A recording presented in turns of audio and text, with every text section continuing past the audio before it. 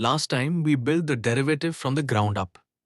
This limit, the slope of a curve found from scratch. It's the honest definition, and it always works. But it's slow. Grind this limit out by hand for something like x squared times e to the x, and you'll be at it for a while. And that's before the answer gets messy.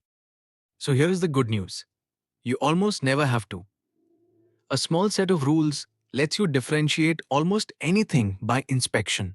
No limit in sight. 6 rules in all. The power rule, the constant multiple and the sum rule, the product rule, the quotient rule, and the crown jewel, the chain rule. Learn these, and first principles becomes a thing you rarely reach for. Again, let's build them one at a time. Rule 1, and the workhorse of them all, the power rule. To differentiate x to the n, you do just two things. Bring the exponent n down out front as a multiplier and knock the exponent down by 1. Down comes the power. Down goes the power. That one line handles polynomials, roots, and reciprocals all at once, because they're all just x to some power. Take x cubed. Bring the 3 down. Drop the power to 2, 3, x squared. The square root is secretly x to the 1 half.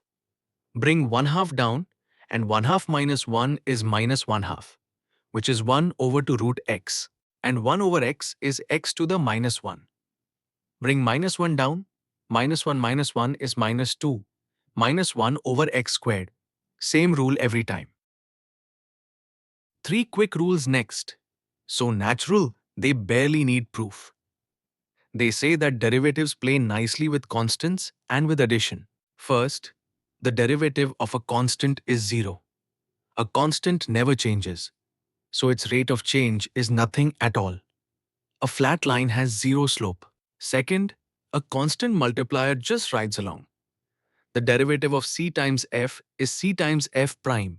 Pull the constant straight out and differentiate what's left. And third, differentiation splits across a sum or a difference. The derivative of f plus g is simply f prime plus g prime. You handle each term on its own. Put them together on one expression. 5x to the 4th minus 3x squared plus 7. Term by term now. The 5 rides along while x to the 4th becomes 4x cubed. The 3 rides along while x squared becomes 2x. And the constant 7 differentiates to 0. It just vanishes. Tidy up, and the whole derivative is 20x cubed minus 6x. 4 rules, 1 clean line, and not a limit anywhere. Now the first rule with real surprise in it, the product rule. Here's the trap you must feel in your bones. The derivative of a product is not the product of the derivatives. To see the real answer, picture the product f times g as the area of a rectangle, f wide, g tall. The product is literally that blue area. Now let x tick forward a hair. Both sides grow. F grows a little, and so does g. The extra area comes in 3 pieces. A tall strip on the right, that's g times the growth in f. A wide strip along the top, that's f times the growth in g. And one tiny corner square, the growth in f times the growth in g. But that corner is minuscule, a small number times another small number. So as the step shrinks to 0, it vanishes faster than everything else. We drop it. So the change in the area is g times the change in f plus f times the change in g. Divide by the step and take the limit, and you get the product rule. Say it as a chant. Derivative of the first times the second, plus the first times derivative of the second. That corner square is exactly why it is never just f prime g prime. One quick example. X squared times sine x. Name the pieces.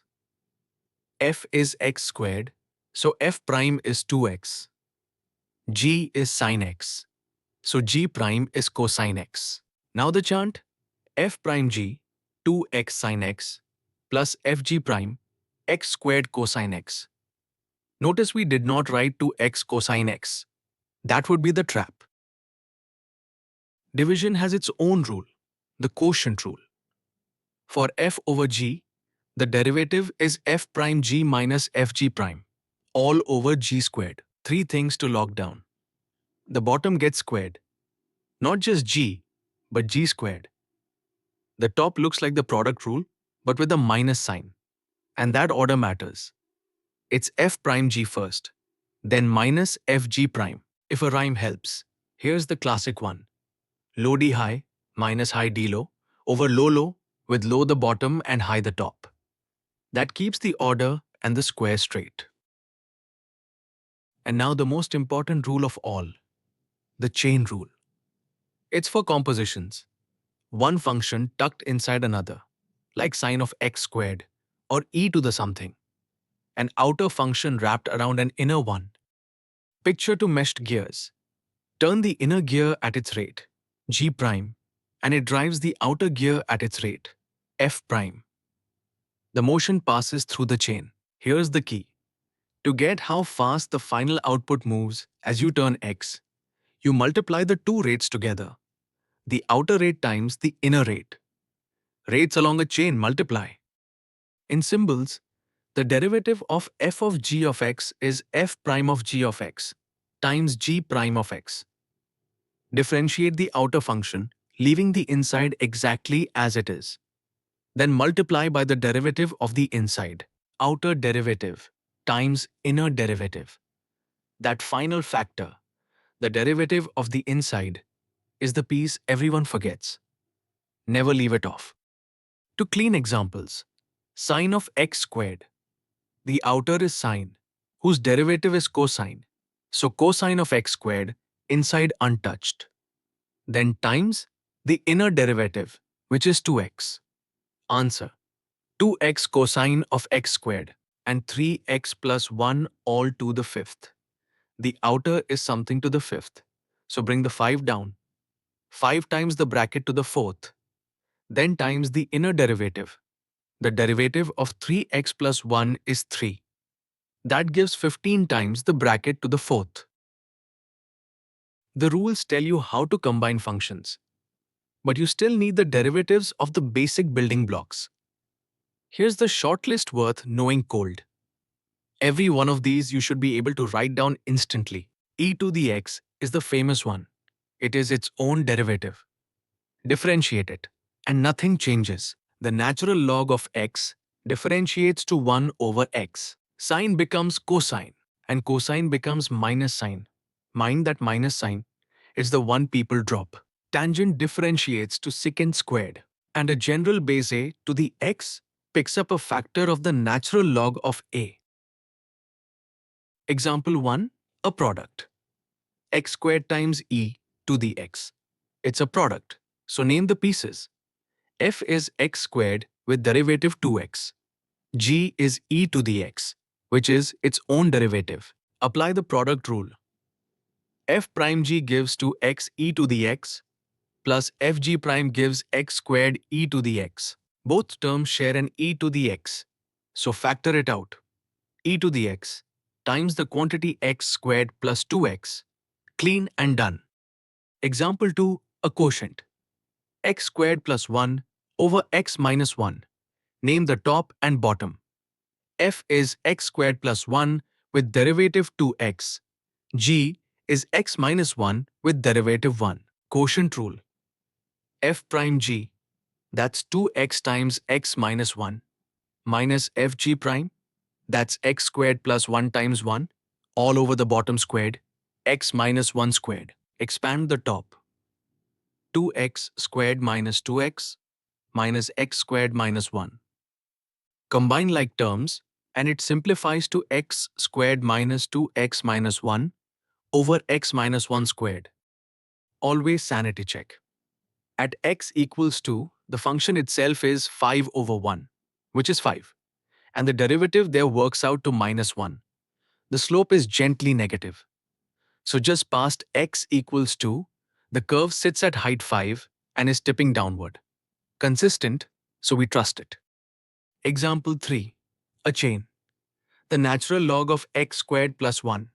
The outer function is log, which differentiates to 1 over its input. The inner is x squared plus 1, whose derivative is 2x. Chain them.